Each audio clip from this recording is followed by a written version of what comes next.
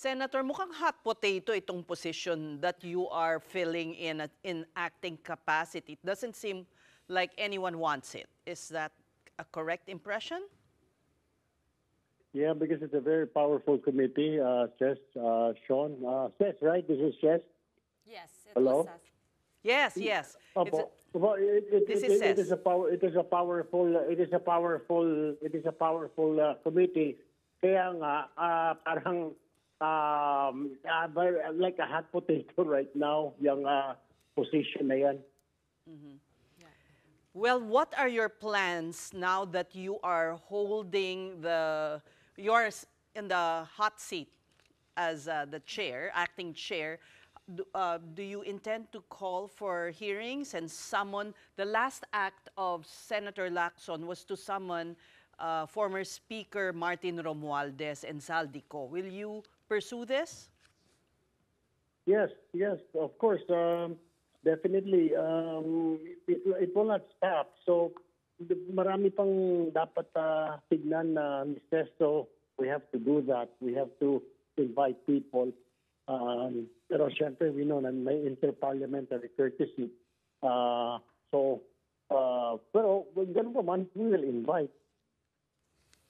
We will invite Romualdez, we will invite Saldico, and other personalities na mahagip ng radar namin ng investigation. That will be mababanggit ng mga contractors na nakausap nila ng mga lawmakers.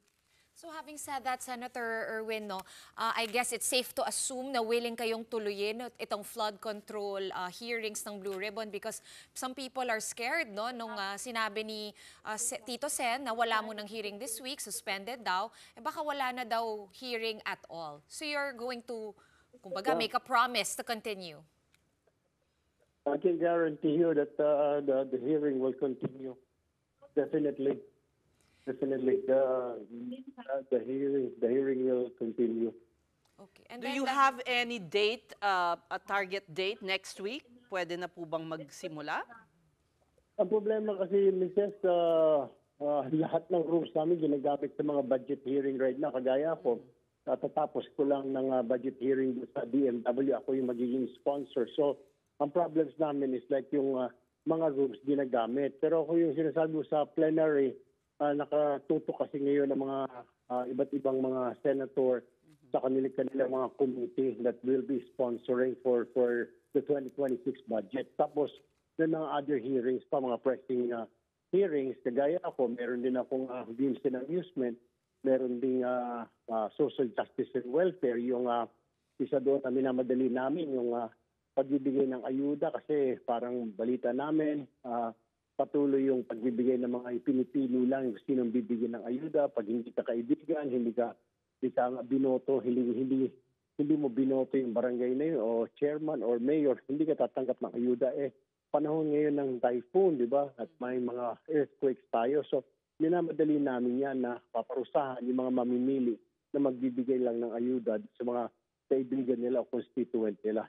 Isa pa yan. So, there's a lot of things that we have to consider. Hindi lang naman itong flood control ang problema ng ating bayan. Yung bayan, meron din sa food, di ba? Very expensive. Tapos dyan because of the inflation, yung rice na halos hindi na ma-afford, staple food natin yan. These are some of the problems that we also have to take into consideration. We also have to solve at the same time.